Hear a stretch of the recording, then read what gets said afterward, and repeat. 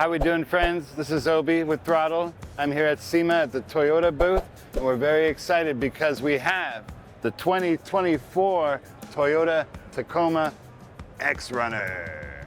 Now, I'm a Toyota guy. I have a wonderful 4Runner at home. It's white on silver, and I love it. And I'm very excited about the new generation of Tacoma coming out because the truck platform did need some updating. And what's exciting is that this new truck really takes me back to when I was a kid.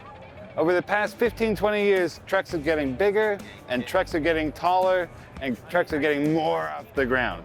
And now we have this amazing trend of trucks going back to sort of the early 90s, mid 90s, Chevy SS, original Ford Lightning, where the sport trucks hugged the ground.